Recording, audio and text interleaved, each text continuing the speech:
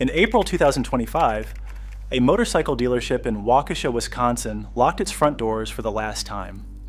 It had been open for 31 years. The owner had taken over from his father. His son had started working there the previous summer.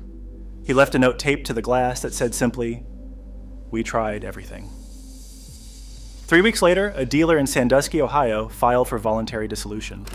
2 months after that, a power sports group operating 4 locations across Central Florida announced it was closing all 4 simultaneously, not restructuring, not selling, closing. And here's the thing that nobody in the industry wants to say out loud. Those 3 closures are not isolated incidents. They are the beginning of a pattern. The pattern has a shape, and that shape is spreading. I'm Jimmy, and today I am going to walk you through 7 specific states where motorcycle dealerships are closing permanently right now, why those specific states are on this list, and what the data tells us about where this goes next. Because this is not a regional story anymore. This is a national reckoning, and the riders being hurt by it deserve to understand exactly what happened to them and why. Before we get into the states, we need to understand the conditions that produce this moment. Because the closures happening today did not start in 2025. They started with decisions made between 2020 and 2023 that the industry has never been held accountable for. Here's what happened. During the pandemic and its immediate aftermath, motorcycle demand surged. People could not travel. They could not go to restaurants or concerts or sporting events. They were sitting at home with stimulus money and nothing to spend it on. Motorcycle sales jumped. Dealers who had struggled for years suddenly had wait lists. Manufacturers who had been cutting production pushed the throttle hard in the other direction. They ramped up output and pushed inventory aggressively into their dealer networks. The mechanism for moving that inventory was floor plan financing, a system where a dealer takes delivery of bikes and pays interest on each unit every single month it sits unsold. In a hot market, floor plan financing is manageable. In a contracting market, it is a slow execution. The manufacturers knew this. The lenders knew this. They pushed the inventory anyway. By late 2022, the demand surge was over. Riders who had bought during the pandemic were not buying again. The demographic reality of American motorcycling, a median owner age that had climbed from 27 years old in 1985 to over 50 by 2024, had not changed during the boom. It had just been temporarily masked by unusual conditions. When those conditions normalized, the underlying reality came back into focus. Too many bikes. Not enough buyers. And a dealer network sitting on a floor plan debt that it could not service. According to Motorcycle Industry Council data, total U.S. new motorcycle retail fell more than 11% year over year in the most recent reporting period. The used market simultaneously flooded with inventory from dealers running liquidation sales, which collapsed private party values and made trade-ins nearly worthless. New motorcycle financing approvals tightened sharply as lenders recalibrated their risk exposure. Insurance costs rose across the board, particularly in coastal states, making the total cost of motorcycle ownership significantly higher than it had been 3 years earlier. The dealer sitting on 50 unsold units, paying floor plan interest, covering rising overhead, watching his service bay go quiet as fewer riders could afford discretionary repairs, was not making bad decisions. He was trapped inside a system that transferred risk onto the weakest participants and then removed the support structures that might have allowed survival. That is, the national context. Now let's talk about the 7 states. Wisconsin. Wisconsin is where this story has its most symbolic weight, and that symbolism is worth understanding. Harley-Davidson's headquarters is in Milwaukee, the company that built its entire identity around American manufacturing, American pride, and the American rider has spent the last several years executing a dealer network consolidation strategy that is eliminating the small, independent dealerships that made up the backbone of its retail presence for decades. The language Harley uses for this is consolidation. The effect on the ground in Wisconsin is closures.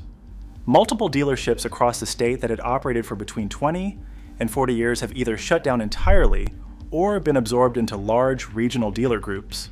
The corporate consolidators who acquire struggling independents, strip out their service staff, rebrand the location, and optimize for volume over relationship. The rider who had been taking his bike to the same family-owned dealer since 1998 does not get a phone call explaining this transition. He drives over one Saturday morning and finds the name changed, the staff gone, and a service backlog that stretches 3 months.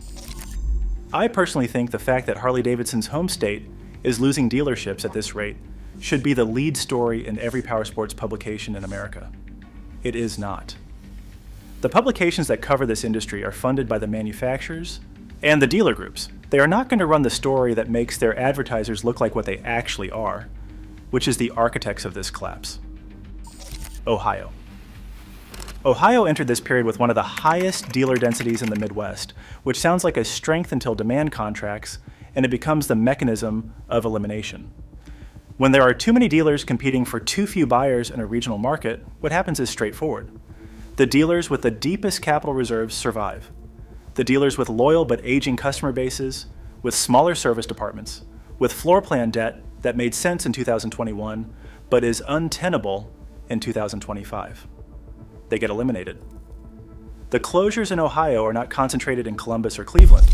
They are concentrated in the secondary cities: Mansfield, Zanesville, Chillicothe, the towns where one dealership served a radius of 100 miles or more. When that dealer closes, the riders in that radius face a choice that is not really a choice. They can drive 2 hours for service. They can figure out their warranty situation on their own, or they can stop participating in the motorcycle market entirely. Most of them choose option 3. A rural Ohio closure is not just a business failure, it is a permanent subtraction from the total rider population. Florida. Florida is the entry on this list that I find most telling because Florida was the state that was supposed to be immune. Year-round riding weather, one of the highest concentrations of registered motorcycles in the country, Daytona Bike Week drawing riders from across the nation every spring. Florida dealers had a structural advantage that dealers in Wisconsin or Ohio never had: 12 months of selling season, no winter dead period, a constant inflow of retirees with discretionary income and time to ride. That structural advantage has not saved them. What is happening in Florida is a convergence of 3 separate pressure systems arriving simultaneously. First, insurance costs in Florida have risen sharply and specifically, driven by the same actuarial recalculation that has made homeowners insurance nearly unaffordable in the state. Motorcycle insurance premiums in Florida are now high enough that they are a genuine barrier to first-time buyers.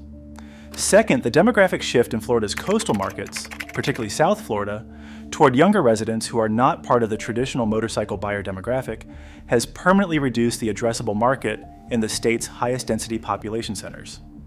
Third, Harley's dealer consolidation strategy hit Florida's independent dealer network with particular force because Florida had an unusually high concentration of small independent Harley franchises. The state that should have been last to feel this wave is not last. Pennsylvania.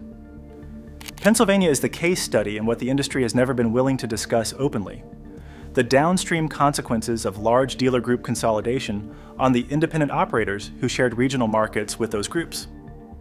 When a major powersports consolidator operating multiple locations across western Pennsylvania restructured its operations and exited several motorcycle brands, shifting its focus toward the powersports categories it found more profitable, what followed was a regional market destabilization that eliminated competitors who had coexisted with that group for years. The independent dealer in Johnstown or Erie or Altoona who had built a loyal local customer base over 20 years was not competing with that group on inventory or price. He was simply sharing the regional market. When the large group exited, the wholesale pipeline shifted, the consumer traffic patterns changed, and the independent found himself suddenly competing for a contracted market without the advantages he had relied on. Several of them did not survive that adjustment. This is the story the industry does not tell about consolidation. It does not just change the winners, it changes the conditions of survival for everyone adjacent to it. Michigan. Michigan's dealer crisis cannot be separated from the economic reality of working-class Michigan households in 2025. The riders who historically bought entry-level and mid-range motorcycles in the state were not luxury consumers. They were tradespeople, factory workers, people who bought a motorcycle because it was the one form of new vehicle ownership they could realistically afford, because it cut their gas costs, because it gave them something to look forward to on weekends. That buyer has been eliminated from the motorcycle market by the intersection of 3 converging forces. Motorcycle financing terms have extended, and rates have risen to the point where a $12,000 middleweight bike costs more per month than many Michigan households can absorb. The used market, which might have offered an alternative entry point, has been flooded with liquidation inventory from closing dealers, which has not made used bikes more accessible. It has made the economics of the used market so opaque and distressed that first-time buyers are simply opting out. And the entry-level new motorcycle segment, which manufacturers had historically used to convert new riders into long-term customers, has been neglected for a decade in favor of high-margin, larger displacement machines that require financing terms the marginal buyer cannot meet. The Michigan dealers closing right now are not closing because their communities stopped wanting motorcycles. They are closing because the math of connecting willing buyers to available products has been broken by decisions made far above the dealer level. The dealers are paying the price for that. Texas. Texas is the state on this list that I think carries the most national significance, and I want to be direct about why. Texas is the largest motorcycle market in the United States by total registered units. The state has a year-round riding season across most of its geography. It has a massive and deeply embedded motorcycle culture, from the hill country touring routes to the Lone Star Rally in Galveston, to the density of riders concentrated in the Dallas, Fort Worth, and Houston metro areas. If Texas is losing dealerships, this is not a regional story, this is structural.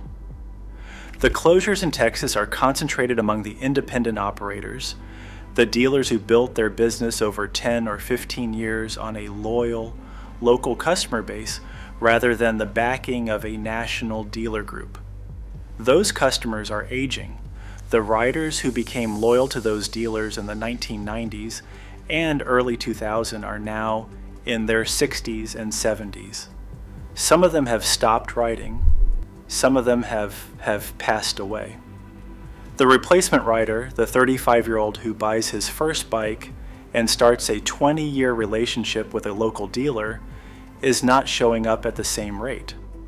Not because he does not want to ride, because the cost of entry, the availability of financing, and the rising cost of insurance have made the first purchase decision harder to make than it has ever been. I have tracked accounts from Texas riders who are now driving 90 minutes to 2 hours each way for routine service appointments after their local dealer closed, for a warranty issue, for a recall, for a tire change. That is not an inconvenience. That is a market that has already experienced a failure that will not be reversed. California. California is the most complicated entry on this list because the dominant narrative about California motorcycling right now is electric. Zero Motorcycles is headquartered there. California's regulatory environment is accelerating the shift away from internal combustion. The industry press tells a story about California as a growth market, a proving ground for the future of motorcycling. That story is not wrong, it is just incomplete. Underneath the EV transition narrative, traditional power sports dealerships in inland California, the San Joaquin Valley, the Central Valley, the foothill communities east of the coastal metropolitan centers are closing at a rate that the trade press has not covered accurately. The rider in Bakersfield or Fresno or Redding who wants a gas-powered touring bike or a cruiser or a mid-range naked is being served by fewer dealers every year. The dealers that remain are fighting a margin war against online parts and accessories retailers on one side and a technician retention crisis on the other. Keeping a skilled motorcycle mechanic on staff in California in 2025, at wages competitive with the state's cost of living, is a genuine structural problem that does not resolve itself. The technicians leave for higher paying trades, the service capacity shrinks, the dealer's value proposition to the customer weakens. The cycle continues. Now let me tell you what connects all 7 of these states, because the geography is not random and the causes are not mysterious.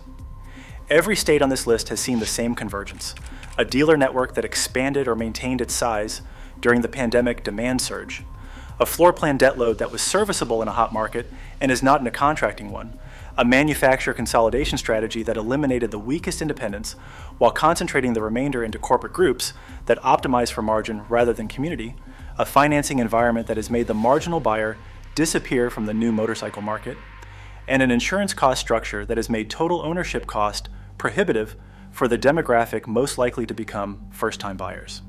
The manufacturers created these conditions. They pushed inventory into dealer networks they knew were undercapitalized for a contraction. They restructured their dealer agreements in ways that favored the large consolidated groups at the expense of the independents. They collected wholesale revenue during the boom and are now characterizing the resulting closures as market rationalization.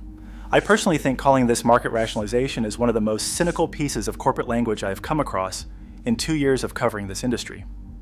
There is nothing rational about what has happened to the riders in Waukesha and Sandusky and Central Florida. It is abandonment, dressed up in business terminology and buried in quarterly earnings releases. What does this mean for you specifically? If your nearest dealer is showing any of the warning signs, a service backlog that keeps extending, parts orders that never resolve, familiar staff who have quietly disappeared, a showroom floor that looks thinner than it did a year ago, do not wait. Get your service done now. Get your warranty work documented now. When a dealer closes, your warranty does not transfer automatically to the nearest remaining location. You will own that problem, and it will cost you time and money you did not budget for. If you are buying a used motorcycle in the next 6 months, you are in a buyer's market. Understand why. Prices are lower not because bikes have become more accessible, but because dealers in financial distress are liquidating inventory at margins they would never accept in a healthy market. That is a real opportunity, but only if you go in with your eyes open about the condition of the bike, the parts availability for that model, and the service network that still exists to support it.